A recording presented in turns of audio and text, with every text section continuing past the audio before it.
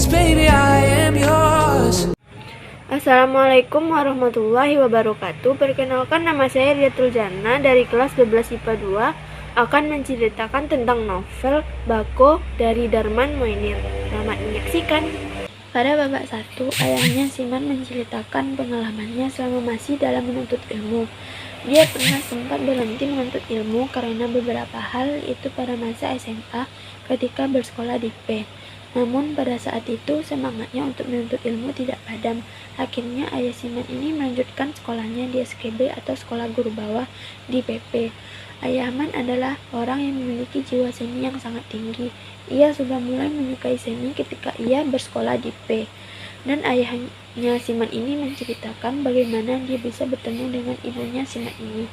Ayah Man sangat ingin menikahinya, namun orang kampung sangat menentang dengan pernikahan tersebut karena di adat istiadat Minang pada saat itu tidak dibolehkan menikah kalau tidak dengan orang sekampung, artinya harus menikah dengan orang sekampung.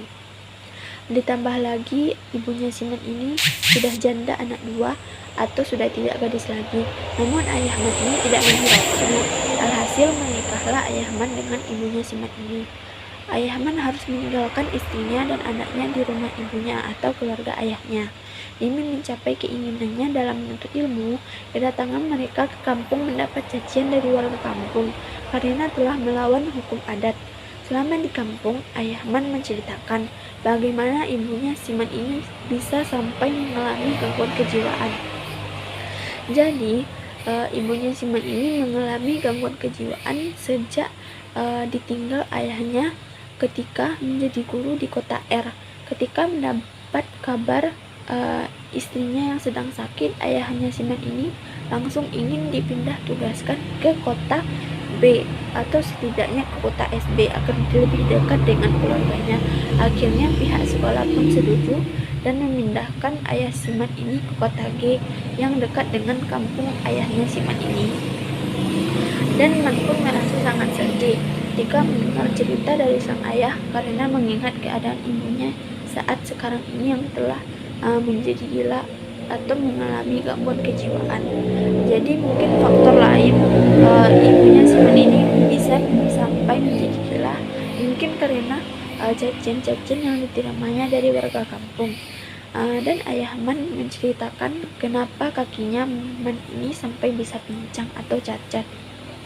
Jadi kaki Man pincang dikarenakan pada saat Man masih kecil, Man sedang tidur di atas ayunan pada siang hari yang terik dan penyakit ibu Man kambuh dan langsung saja meninggalkan Man di atas ayunan.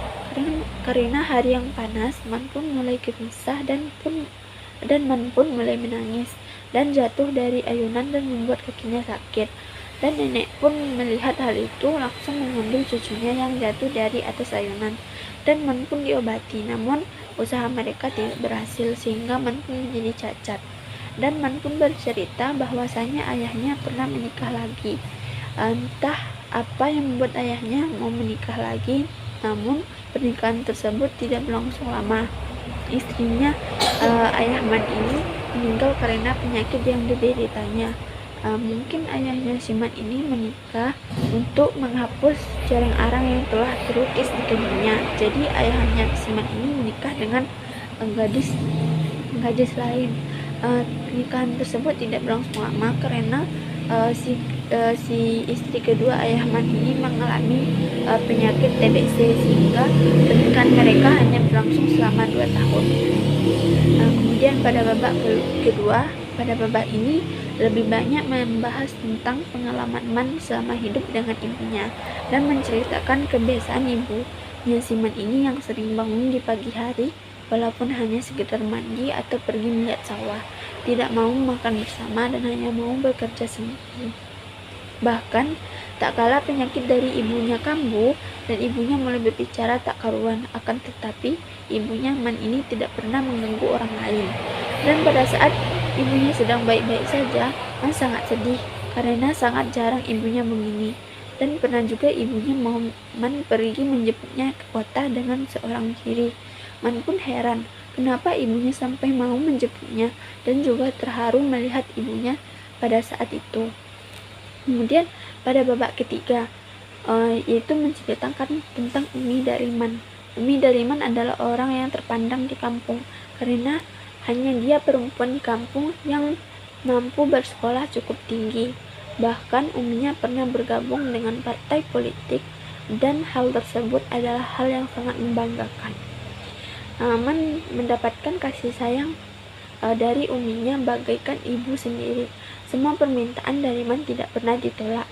Man tidak tahu alasannya kenapa.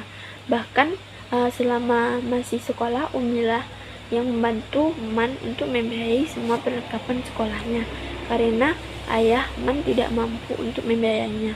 Umi rela menjual atau menggadaikan beberapa lahan sawah atau ladang untuk Man bersekolah. Umi juga perempuan yang alim dan sangat paham dengan ilmu agama, dan tak kalah Man dapat belajar agama darinya. Kemudian pada babak keempat menceritakan tentang Mbak Tuo. Mbak Tuo adalah kakak dari ayah dan memiliki sifat yang tidak baik. Dia suka berjudi dan suka mencuri. Di balik hal itu, Mbak Tuo adalah orang pertama yang menjadi guru PNS di kampung dan memiliki gaji yang tetap dan tentunya memiliki gaji yang besar. Seandainya saja dia orang yang mampu berhemat, maka kehidupannya dan juga keluarganya akan lebih baik. Namun dia tidak melakukannya dan lebih suka untuk berjudi dan membuang uang-uangnya. Ketika tidak memiliki uang, dia suka mencuri uang dari ayahnya Simat ini dan membuat ayah Man marah dan merasa ingin membunuhnya.